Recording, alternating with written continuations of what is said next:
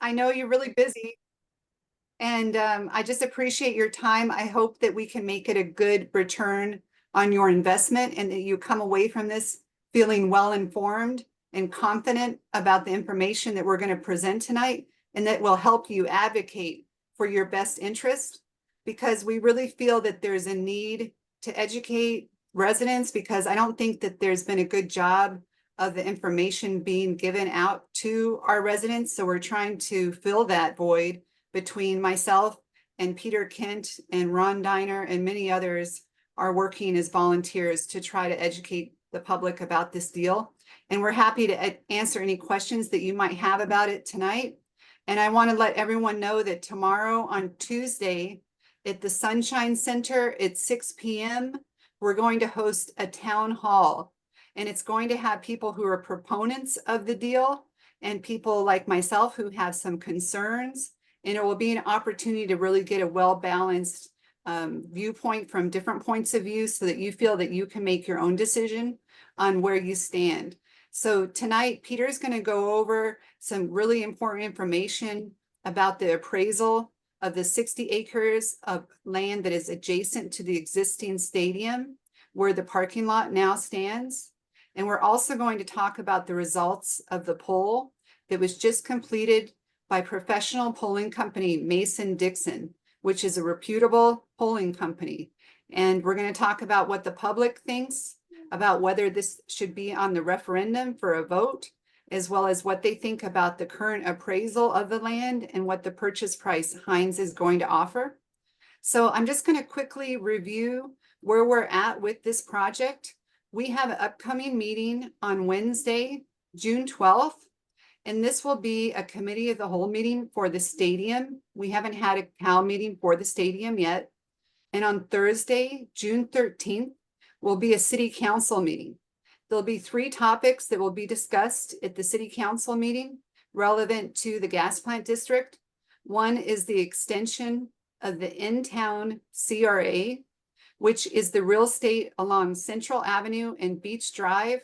That CRA district is where the tax dollars will come from to pay for the almost $700 million of debt that we'll take out for the stadium and the infrastructure subsidies. The second topic at the city council meeting tomorrow is regarding 9 parcels that will be rezoned for higher height construction. And the third is to set the date to vote for the redevelopment of the gas plant. And that's proposed to be July 11th. So tune in to both of those meetings on Wednesday and Thursday of this week, in the town hall tomorrow at 6 p.m. And then there's an additional committee of the whole meeting that's been added for the historic gas plant redevelopment. And that will be on July 9th. So we'll see how it goes with the stadium CAL, if it's going to be enough to have one committee of the whole, or if they're going to need an additional meeting for the stadium as well. And just to review how the financing of the deal works, the Rays are asking for $287.5 million from the city of St. Petersburg residents that will come out of the in-town CRA as TIF money, which is tax increment financing, as well as $142 million for stadium infrastructure and redevelopment infrastructure. And we're also offering them to buy the land, which was appraised at $279 million in 2021 for $105 million. However, they only have to pay about $4.4 million a year for the first 12 years for a maximum of $50 million toward the $105 million. And I also just completed serving on the Community Benefit Advisory Council. We made 11 recommendations to Rays-Hines to be included, and very few of them made it into the development agreement. So unfortunately, many of the community benefits that we thought we would get with this project are likely not going to happen. And that includes the ability for them to pay liquidated damages, to not have to build affordable housing, the ability to not have to set aside certain percentages of work for disadvantaged businesses, workers, or apprentices. And they also are not required to build to a sustainable building standard like LEED. So in the future, we can go into more detail on the community benefits. But what I would recommend is everyone look at the development agreement and look at the minimum development itself and ignore the renderings, because the renderings are based on target development. And what we really need to focus on is the minimum development in the first 10 years, which could be as little as 2 mid-rise office buildings, a hotel with 130 rooms and meeting space, and a daycare. And they don't have to pay property taxes until the buildings are put into service. So that also greatly reduces the amount of tax revenue that we were expecting from this project. So at this point, I'm just going to go ahead and hand it over to Peter so he can talk about the land and he can talk about the polling results. So Peter, you're free to share your screen whenever you're ready. Great. Well, thank you, Kari. And I gather that I'm not seeing my picture here, but I gather I'm working okay and you're hearing me okay. I can see your picture, but you might want to try to share your screen one more time. Share the screen, share screen. I think it's like on the top bar or the bottom bar of your window, and it'll allow you to choose which file you want to view. Okay, well, I'm gonna go into my files anyhow. Let me know if it works okay. I'm gonna start the sharing of this program here. Let's see. I think it's right there. Okay, I and see it. okay, and Perfect. okay. So um, I'm going to try to cover two things today. One is, should the mayor sell the historic gas plant site at an 89% discount from its current fair market value, in my opinion and the opinion of some others. And then the second part I'm going to do is I'm going to compare three polls.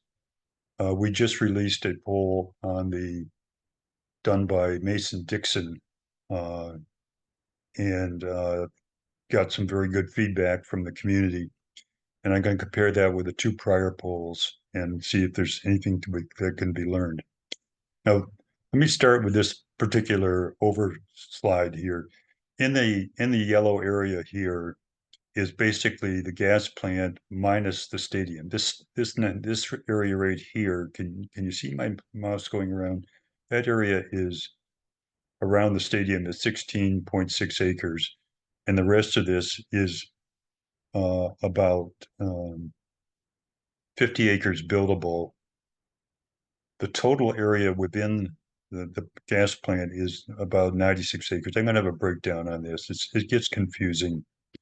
But let me get started here. So we're recording this as a YouTube video.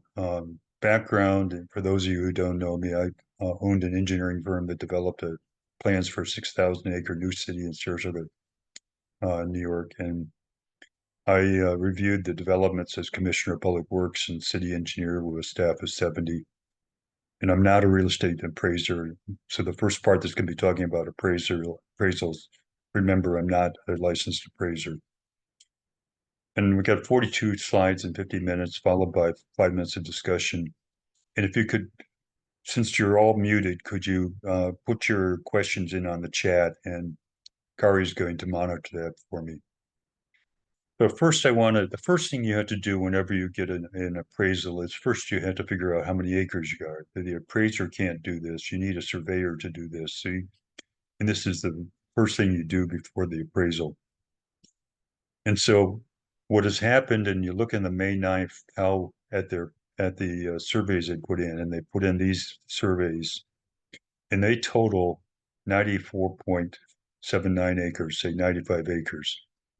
And that includes the streets. Now, the reason that you have to include the streets is that the developer is going to move around. He's going to abandon some streets and build new streets where they're not. And so he really needs control of the whole 95 acres. But if you subtract out the existing road right-of-ways, that's 16 acres out, and you come up with a 78 acres, 78.6 acres. And that's about what has been commonly referred to as on this site. You hear 76, 77, 78 acres. It appears as though the real number is 78.6 acres. Then you look at the Rays-Hines plan, and they have another 12 acres that they're going to take out for the Boker Creek Park and for pocket parks throughout their place, and or moving the roads around. And so you come up with a buildable acres, that is, that you can actually build a building on, would be about 66 and a half acres. And then the stadium and its two garages and a sign are another 16.4 acres. So when you get all done, you've got about 50 acres buildable after you've taken out the stadium, the streets, and the parks. And that's actual buildable land that you can build. That's what would be sold to a builder. And a buildable acre is kind of like a city block inside the sidewalks. Um, and so I've already come down with this net 50 acres. Okay. So now that we got the acreage figured out, now let's figure out what the price per acre ought to be. And the factors that go into land appraisal, of course, are the supply. And except for the historic gas plant, there's a little buildable downtown left without demolition. For example, the old city police station is on a 2 acre parcel, and that's being demolished to turn it back into raw land that can then be built on. That's typical of how a city gets developed after it's built out. Supply and demand determines your price, and the demand comes from your nearby parcels in St. Petersburg, and that seems to have a very high price right now and going up. Your zoning has a big factor in your land appraisal. High density, high rise zoning is very valuable. Your interest rates, holding on to $700 million of raw land at 10%, which is what a developer would have to do. It means the developer is going to be paying the bank $70 million a year just to keep the land, the raw land. He better develop it, or he's going to be in trouble. Accessibility, as you know, it's all surrounded by expressways on three sides, utilities improvements. Here is something very unusual. The developer normally does all the infrastructure, that's the roads, water, sewer. And in this case, the city is agreeing to spend $130 million on improvements. It already has some streets. Not all the streets are going to be torn up. Some of the streets will be used in the new plan, and some will be new and will have to have new streets, water, and sewer. Amenities is a factor in land appraisal. You know, your walking distance to downtown shops, parks, transit, etc. The shape of your and topography of your parcel. And this parcel is a classic city block layout, so there's not strange shapes that are lower the value. Flood zone risk. This site has been shown in the flood zone maps. I've looked at the flood zone maps for this year, and it is outside of the flood zone for category 1, 2, 3, 4, and 5 category hurricanes, for the most part. And environmental factors, you know, was a coal to gas plant that's why it's called the historic gas plant area. And so you've got a lot of pollution from turning the coal into gas. And they have removed thousands of cubic yards of contaminated fill on this area. But there is still some concern that some of it got paved over, and the city and county has already committed to spending an additional $70 million on top of the $130 million mentioned above on renovation from the brownfields for the gas plant. And that 70 million also goes to streetscaping and sidewalks. So then 2 years ago, the city asked for an appraisal on this thing, and the appraisal came in at the beginning of 2023. So it's really a 2022 appraisal. And what I want to point out is that the appraisal specifies on 76 acres versus the 78.6 acres is based on the most current surveys, as far as I can read them. Down here, it says the city intends to dispose of the property in a single transaction. That is, they're going to sell all the land to a land developer up front. One transaction, he's going to buy the land and take all the risk. And that is not what is being done in this deal. This particular appraisal uses 8 comparable sales. None of them are from St. Petersburg. 2 of them are from Tampa. 8 of them are from faraway places, as you'll see. And down here in the bottom, they say that the land the appraiser is acknowledging that the land in this area may be ranging to $400 a square foot.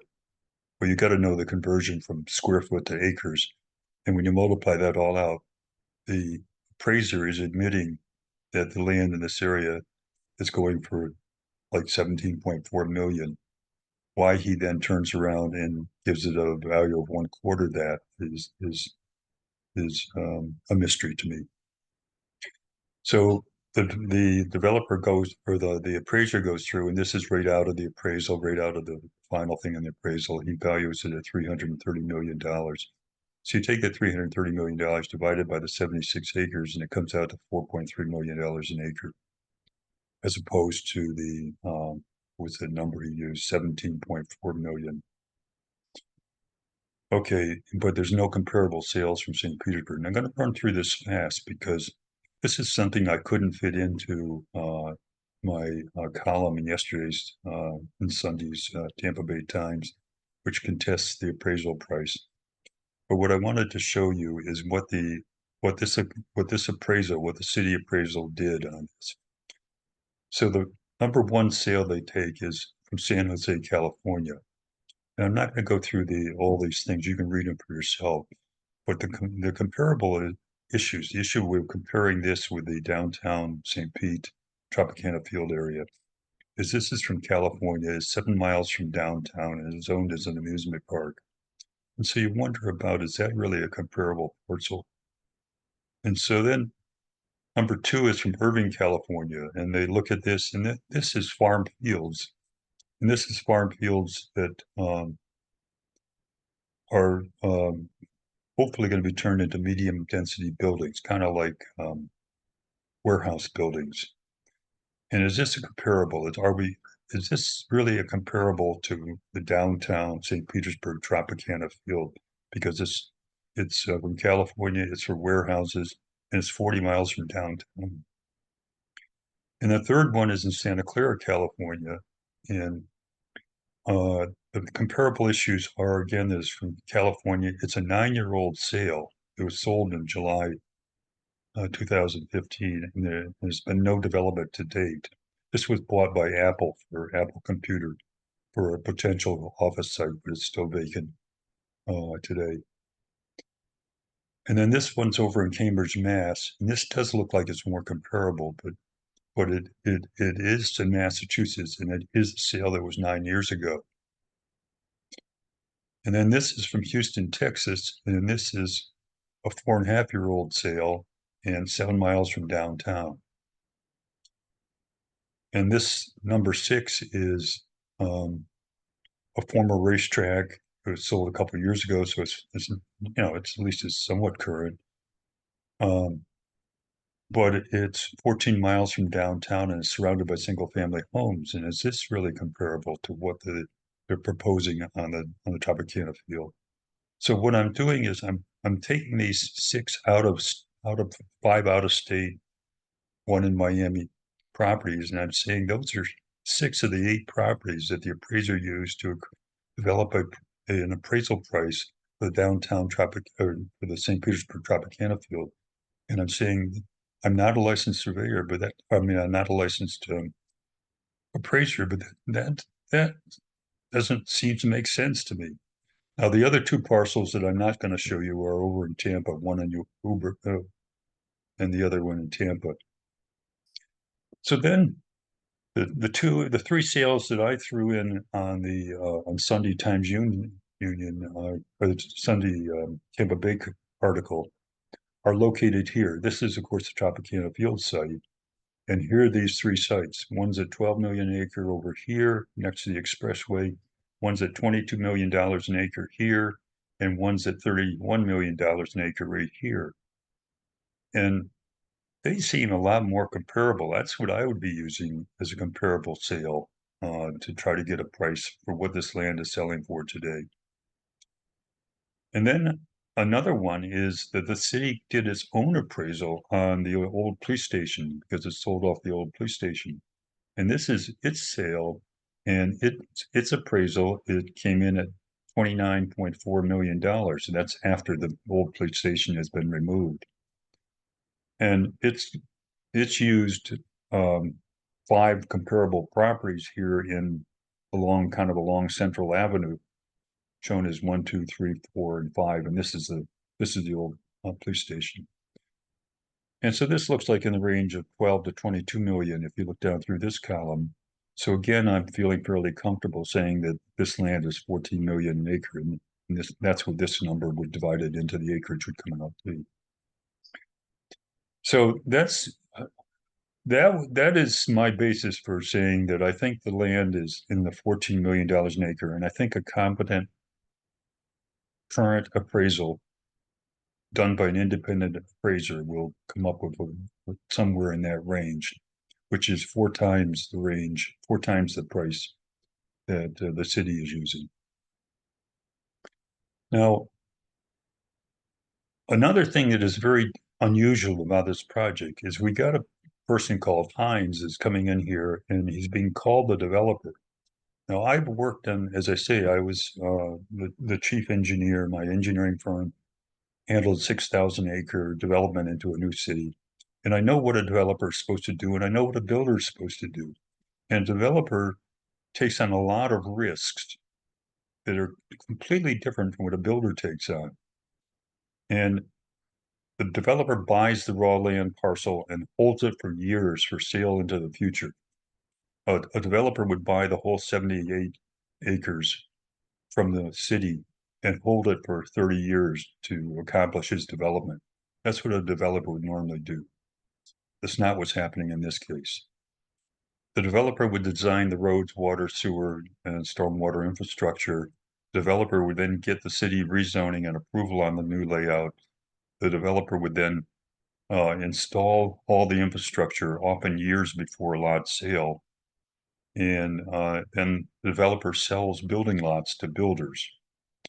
And it's possible that a developer is also a builder. So Hines could be Hines, if Hines were the developer, Hines should be doing all these things, but Hines could still be a builder on the site also. They could sell parcels to themselves and they could sell parcels to other builders. But the developer takes in all the risk of the rezoning, the building infrastructure, and the selling of lots. The builder, on the other hand, buys a lot surrounded by finishing infrastructure and just gets a building permit. And the builder takes the risk that their building design won't sell for their asking price. In this particular project, St. Petersburg, not Rays-Hines, is acting as the developer. It's very clear to me that Hines is not the developer in this project. They're the builder. And if you're going to sell them the property as a builder, they should be paying builder prices, not developer prices.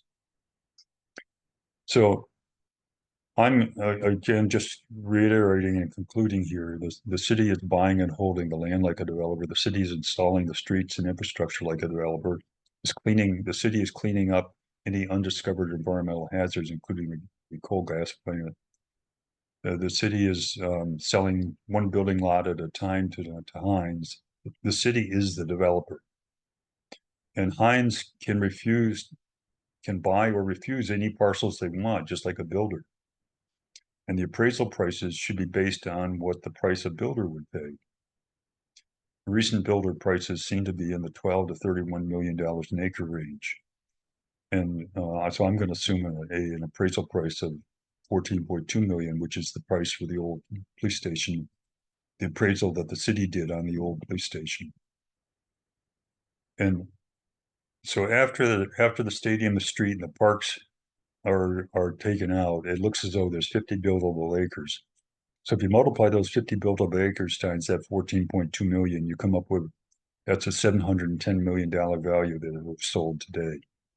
And if you add back in the stadium property, and that would make a lot of sense if Rays decide not to build there, that property, that 16.6 acres could quickly be used for additional multi-purpose house. So now you multiply the 66.6 acres of buildable land times the 14.2, and you come up with $946 million value of the land, which is, as I said in the very beginning, they're selling for 105 million over 30 years.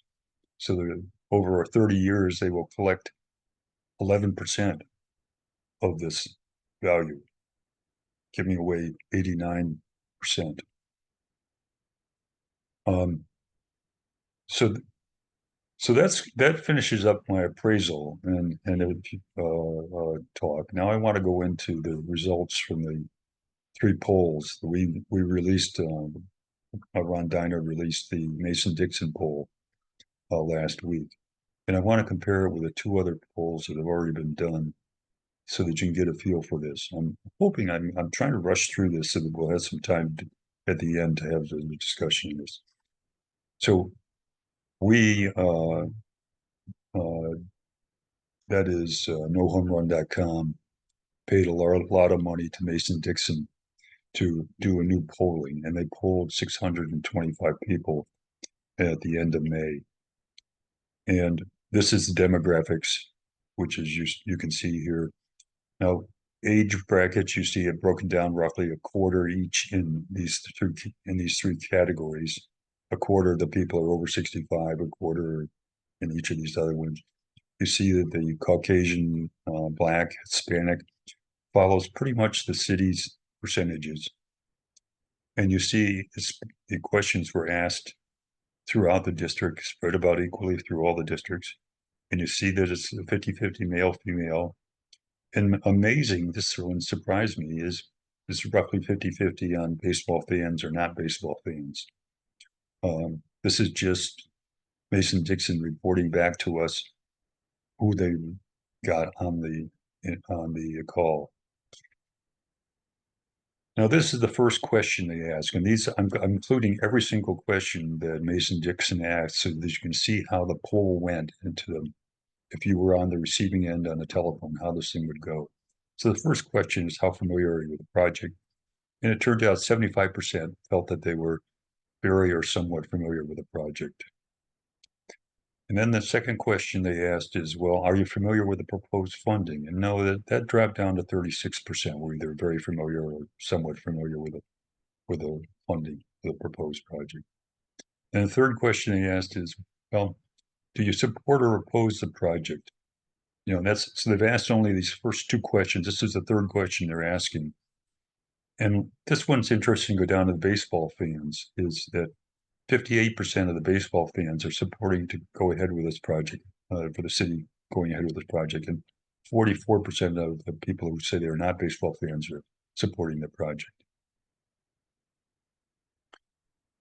And then then the next question is, well, so then the next 3 questions are questions that we're trying to give them a little bit of financial feel so that they can make a better decision. Do you feel that St. Petersburg should get an update appraisal? And 86% say yes, they should, including the baseball fans. You see, the baseball fans are agreeing. And 79% feel that the city should share the revenue with the stadium revenue with the city, and that includes the baseball fans. Now, one of the things that most people lose track of is that it's true that the Rays are claiming to contribute $700 million into this project, but they're getting exclusive naming rights. So the Rays are going to get back naming rights. That is, like the name of the field now is Tropicana. Those naming rights go for a lot of money, and it's about $20 million a year or $600 million over 30 years. So the Rays are going to put in $700 million for the new stadium and get $600 million back potentially for naming rights, meaning that their net investment is $100 million. Now, 92% of the fans feel that the Rays should share the profits from the sale of the team. The Stu Sternberg bought the team for $200 million, and it's currently in Forbes. I think it's valued at $1.8 billion. So it's gone up in value of $1.6 billion on a team that is located in St. Petersburg, that is playing in the St. Petersburg purchased stadium. So there's some question, and this is not an unusually negotiated deal, that when the owner sells their team, that the city who sponsored the stadium gets a chunk of the increase in sale price over time. But no, on this deal, the owner could sell the Rays at any time, including the day after the deal is signed, and pocket 100% of the gain. And there's some thought that on the day after the deal is signed, that the Tampa Bay Rays is going to be worth $1 billion more than the day before it's signed. So when you ask people, the question didn't give them all this background that I just gave. The question just said, if $494 million cost to the new stadium is paid by the taxpayer, do you feel the Rays should or should not be required to share some of the sales profits with the city? And here it surprises me, 92% of the fans say, yeah, they should be. And 87% overall are saying that. So now the interviewers now go back and ask the third question a second time. So this is their seventh question, and they're asking the third question basically again, based on what you now know about the financing plans, do you support the development as proposed and as being considered by the city council? And now it jumps up to 54%. So after learning about this and thinking about the proposed financing, 54% are now opposed. That was up from 36% just minutes before. And even among the baseball fans, you see that it has climbed a lot. So if you understand the financing of the stadium, I think your willingness to go ahead with this or not is changed. So this is I just put together a graph. Here is the start of the poll, end of the poll, 4 questions later response, and you see that the support for the stadium has gone way down. Support for the city financing the stadium has gone way down, and you see the opposition to the stadium deal has gone way up, and the number of undecided have decreased. And so this is citywide. And so then I said, well, let's look at just the baseball fans. So this is the baseball fans, how they changed. And remember, half of the respondents were baseball fans. They also their support has dropped tremendously, and their opposition has gone up tremendously.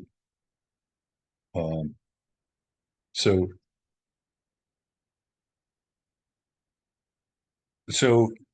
in summary, question 8 was basically, well, do you think that, now based on what you now know, do you think that the current proposed financial deal should be or should not be further negotiated?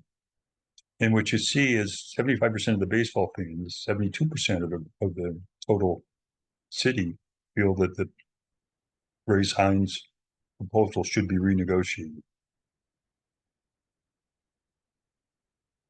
And 74% of them feel that the deal is unfair to the city taxpayer. And you see that that's not dissimilar as you go between races, and it's not dissimilar as you go between fans and non-fans.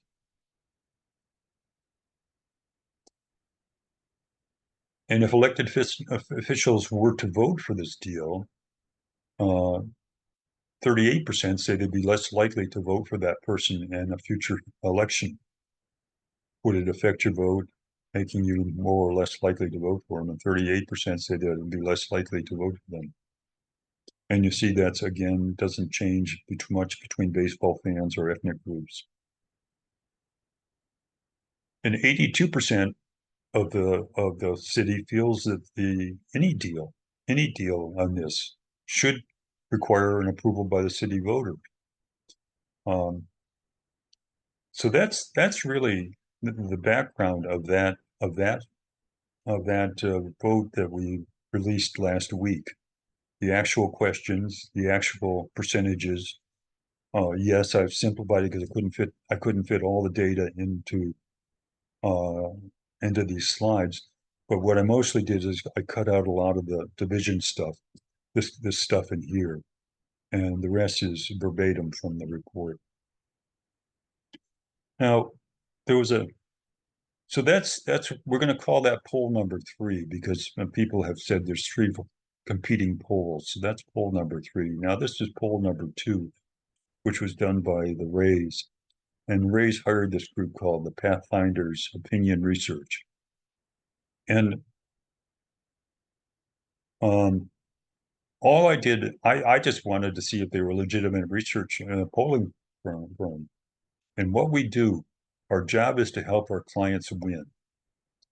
Now, can you imagine starting a polling operation and saying our job is to help you win? I thought you were supposed to poll and be non-biased. So should you trust a pollster who says our job is to help our clients win? Well, anyhow, they did a phone poll of 500 in Pinellas, 412 of whom were in St. Petersburg. And generally, and the only thing that I've seen, and this is from Tampa Bay Times, is they generally put support for the stadium deal in the 75% range. That's the only data. I gave you the full data back on the poll that we just did, including the questions, including the breakdowns of the demographics. And this is the only information I've seen on the Rays-Hines poll. Generally, they put support of the stadium deal at 75%. What does that mean? And they didn't release any of their questions, and they didn't release any of their demographics. So then poll number 3 was done a few months ago, and it was done by the League of Women Voters. And quite honestly, I thought it was a very good survey because it was mailed to every one of the 36,461 registered voters who have given their email address to the voting people. And the survey was sent to every one of those, and there were 779 responses, or about 2%, which is about normal for these kind of polls. Now, the poll has been criticized for giving the information and then sort of asking, "Don't you agree?" Yeah, maybe. So anyhow, here's the actual questions that poll asks, and I think it's important because it takes another cut of this. Now, here it says, did the city and county approve? It starts by giving a preface. Neither the city nor the county has approved the Rays-Hines deal yet. The city and county should negotiate a better deal than the current term sheet that costs the taxpayer $1.9 million. They claim that's leading the person to vote yes, and perhaps it is. I'm not a pollster, but you see where this is coming from. This one, they say 83% of the city agreed to that they should change a new appraisal that changes the price. 79% agree that the city should provide more affordable housing.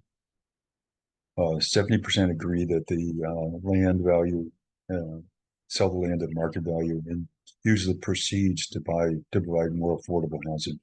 That is, you would sell the Tropicana Field site at fair market value, and then take the money that you were making from that sale and put it into a trust fund for affordable housing throughout the whole city, is the way I'm interpreting it.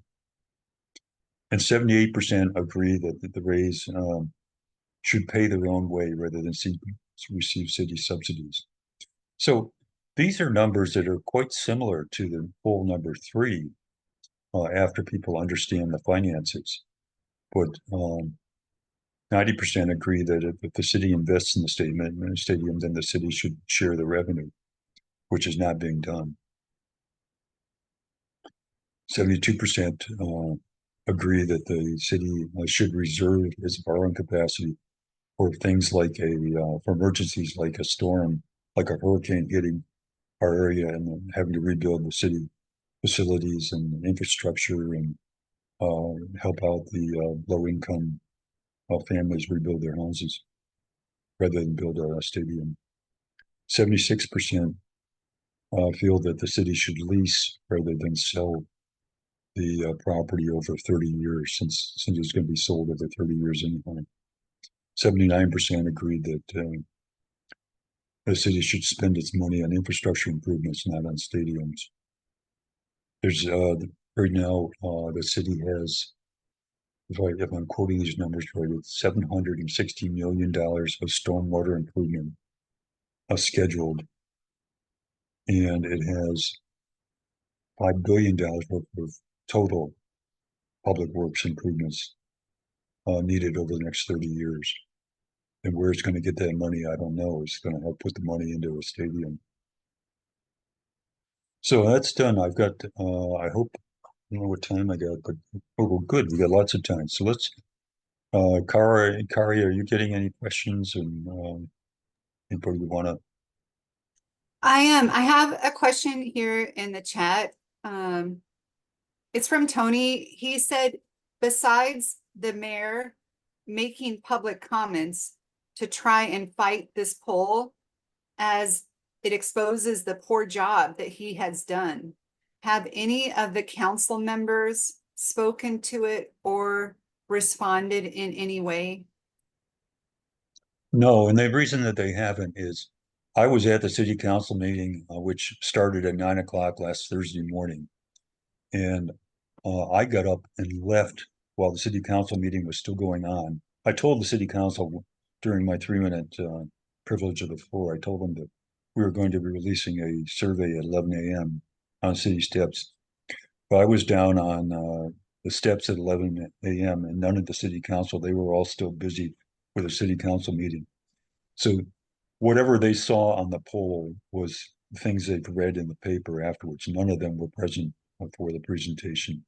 So no, we have not heard back from any of the city council people as to what they think about the poll. And I just wanted to add to what was in an article that said prompt response from the mayor.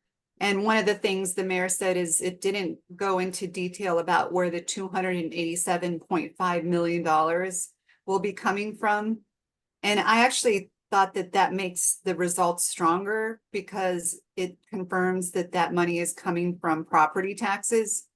And the mayor likes to pretend that those are not property taxes since they get converted to TIF funds. But TIF stands for tax increment financing, and it originates from property taxes that come from that in-town CRA. So I thought that was somewhat ironic that was one of the mayor's responses. And then I have a question here from Tony. He said, if we have sent the full poll to them directly, that's a great question. I don't know if we've sent it to them yet. Have we sent the poll to the city council? I think Ron might have sent it. I think it was sent, yes. But yes, she confirmed that yes, it has been sent by Ron to city council, and he also said that the Rays would be paying to insure the building. That's from Deborah. Deborah, could you elaborate what you mean when you say he also said the Rays would be paying to insure the building? Yeah, what it means is it means that okay, obviously a stadium is a hurricane hazard. I've been inside that. I'm an engineer. I look up at the structure of the building and the roof, and I go, whoa. Now, there may be engineers far better than me that have designed it and have designed it for Category 5 hurricane going over the top. But somehow I don't think so. I think that building is going to sustain damage. And so then the question is, okay, on the current one, the city owns the building. The city paid for the building. The city basically owns the building. The Rays couldn't care less if the top of the building and well, they could care, but I mean, it's not out of money out of their pocket. I Now, on this one, they're putting in 700 million, so they say, and versus the 600 million from the city and county. And so now they at least have some ownership in it. And so on this time, the city is going to the Rays are responsible for maintaining insurance. Now, you all know from insurance, you can get all levels of flood insurance, hurricane insurance. When you say the Rays are responsible for insurance, but you don't specify the limits and what it all is, you don't know what you got yet. But yes, I believe that's going to be an operational expense and that the Rays are responsible for the operational expenses. I mean, after all, they're taking 100% of the revenue. Why? Of course, they're responsible for their operational expense. I appreciate that, Peter. And then Dick Pierce, he wanted to know if we have requested the results and the questions from the Rays poll. We might as well try. Well, we might as well try, but I gotta, this is not a government. This is not freedom of information. This is the Rays-Hines, and I do not think they're going to want to release that information. But Dick, that's a good question, and we shouldn't have assumed that it was an impossible thing to get our hands on. I'm just going to see if I can unmute people. Yeah, if you want to, we got time to go into open. If anybody has a question, if you could type it in the meantime, I'll read it off. Deborah said it seems like the mayor's response was that we misrepresent facts and figures, and I agree, and that's very unfortunate. As Well, you that is can his see, response, how but he's detailed. got to say what figures and facts were misrepresented. You can't just make a blanket statement. You're misrepresenting facts and figures and not tell us what facts and figures, because there's nothing for us to fight against. I know. Yeah, and it seems like no matter what we put out there, they're going to try to discredit it. And I think that it's important for the public to review the information, just like everyone is doing today, and go over the facts that we presented, because I think that it's pretty clear that the information is straightforward and a lot of the questions are common sense. There's no way to really criticize the questions. It's pretty clear that most people would like to see this issue be able to be voted on as a referendum. And it's pretty clear that most people would prefer to have another appraisal done. And there's just a lot of things that the public is asking for. And I just think it's irresponsible for the city council to ignore the requests of the public and what their interests are. So let's hope that if we have sent it, which I think happened probably late last week while they're in that long all-day city council meeting, we would like to see what kind of response that they have. And maybe that's something that we can ask for within the next city council meeting on Thursday. I have a couple more. And Dick said he'd like to do that and see what they say and record what they say. I'd like to have it on record. If they say no, and you mean, Dick, in regards to the results, that they're going to ignore the requests of the public? Let's see if I can unmute you.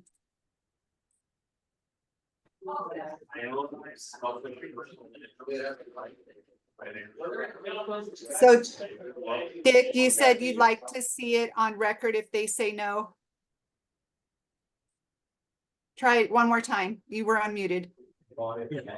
Yes, I would, because I'd like to start playing their game, right? And you can make a lot of hay out of the fact they say no. Right? Yeah, We'd like to stop this thing, and almost anything is a fair tactic here that the group thinks is a fair tactic. So if we ask and they say no, there's nothing wrong with public. That's a public piece of information. I think that's worth thinking about. The other thing, while I got it, and just for a second, I was about to put a note that on the finances, it's important to also start to note to people that the debt cost of the bonds that pay the money that the public's putting in here is another $100 million expenditure, 60 million in debt expense for the gas plant and 30 million in expense for debt, right? So while you're throwing in all the 100 million, all that money, put in 100 million, right? And just to point out that, all these hundreds of millions, the Rays giving 50 million back to the city in benefits is getting to be a ridiculous drop in the bucket. And I'd like to have people talk about how ridiculous 50 million is, because most people are walking around thinking, oh, 50 million is a wonderful gift. Not on 500 or 700 million. And it's, Thank you. and Yeah, it's over 30 years too. It's not 50 million up front. It's Right. And the whole other thing is just start to watch is when we pay the citizens up front, and when they pay the developer, they pay in 10 years. right. So, if So you in did the same, oh, I was gonna add on about the 50 million, they act like it's a contribution from the developer, but we have to remember from the October 26th Committee of the Whole meeting, they show what the land has been discounted by, and one of the things they discounted the value of the land by was the $50 million in intentional equity. So they're justifying the low purchase price of 105 million by taking part of the 174 million they discounted. 50 million of that is the community benefits. So they're not actually a contribution. They're a payment in lieu for the value of the land, and they're actually spending the public's money and taking credit for it being a contribution. And just like Peter said, over time, they're redistributing it to us. It's not a one-time payment. So within the 30 years, it's actually reduced in value by, I think it's 20 million. So it's right, it's worth $32 million. So to go ahead and add another $20 million discount on the land, if you look at the time value money. yeah, and you could get into all of these. I mean, as I understand it, the $10 million for the African American Museum that they are pledging is only after the African American Museum organization raises the 30 or 40 million dollars they need to match it, and they have only until June of next year to do that. Now, it seems to me to be a struggle for an organization of that size to raise 30 or 40 million dollars in less than a year. Or the $10 million disappears forever. Well, we were in our community benefits debriefing meeting, and Esther Matthews and Deborah Fix-Sanders had quite a few questions about the preconditions and that process for the museum to access those funds.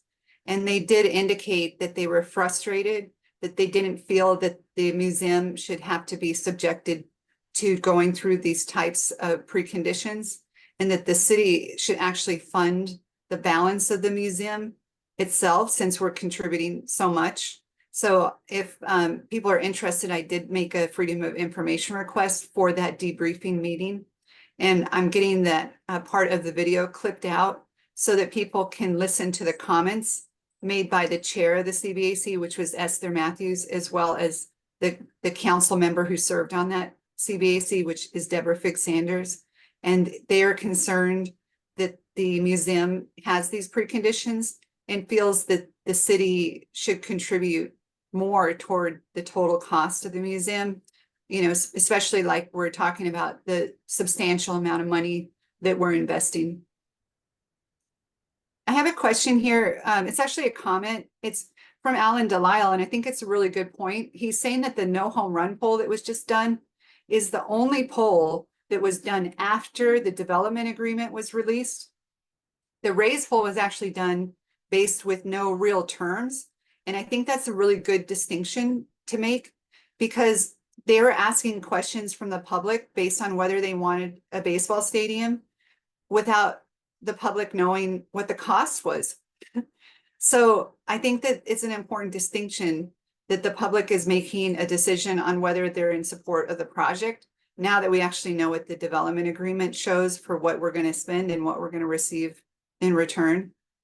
And Ron has a great comment that he said the city's obligation is to spend taxpayers' money on what makes life better for taxpayers. And the stadium does not do that. And I do want to agree with that, because the council members and the administration has a responsibility to work in the citizens' best interest and to obligate their tax money to make life better for the residents. And you can see from the poll that most of the residents don't feel that this is in the best interest of them. Here's a comment from Deborah. She said, there's a lot of rain that's expected this week, and flooding always gets high. Flooding always gets high levels of social media engagement, where the city county should allocate and spend more on infrastructure, on stormwater and sewer. There's going to be a lot of media to piggyback on where we believe the $1.6 billion could be allocated. So I think that's a great engagement opportunity for everyone who called in today. And as you talk about this with your neighbors and with your friends, I would really recommend that they get involved in regards to how much stormwater infrastructure needs we have, which I believe are estimated at $700 million. And the fact that we're seeing real damage to people's homes and finances because we are delayed in our infrastructure improvements for stormwater. And so clearly anyone who's experiencing flooding, who should be able to avoid it if the infrastructure was improved to the level where it really needs to be, it's going to be clear that the priorities are not correct, because no residents should be subjected to damage from flooding where it could be avoided if we had our infrastructure where it needs to be at. And Deborah is also indicating the mayor is asking for state and federal monies for these types of infrastructure improvements, as well as for the beaches. And it just shows that we're not self-reliant. And I just think it shows where our priorities are. So does anybody have a question that they want to raise their hand? I can unmute you if you want to ask a question, or you can type it into the chat. We have just a couple minutes left. And I just want to encourage everyone to please attend the Sunshine Center Town Hall tomorrow at 6 p.m. because it's probably going to be the first opportunity where you can really find out about this project from myself. Peter will be there. Pete Boland is in support of this project. He's going to be in attendance as well. So you can listen to some of his opinions on why he thinks we should do the project. But I think that we really need to look at the terms of the deal. It's not necessarily the concept. It's not that we're not for the Rays. I know how our group got described as anti-Rays. I think that's ridiculous. Many of us go to Rays games and we're huge Rays fans, and we're in support of keeping the Rays, but we don't want to do it at a cost that makes us regret it. We want to make sure that it's a fair deal and we don't end up in a position where we're in financial trouble. And so the issue is the concern with the terms of the deal. And I would encourage everyone to go to nohomerun.com. There's a lot of information on there, and there's ways that you can get engaged. And we can provide a yard sign for you if you would like one. It says strike a better deal. We also have the email addresses for City Council so that you can contact them and let them know that you'd like them to vote in your interest. We really love baseball, but we love the city of St. Petersburg more, and we really care about our residents, and they need to be the priority. So I also hope you'll continue to support our efforts to get a new appraisal. There will be some of us going to the city council meeting on Thursday to speak in public comments, and we would love for you to join us in person, or you can call in on Zoom from home and voice your support to have a new appraisal completed. So if you can tune in again next week, we'll just continue this conversation so everyone can stay informed. And we just continue to encourage you to reach out to your council person as often as possible to advocate for a better deal. And we really appreciate your time. We hope to see you again next week. Have a great evening.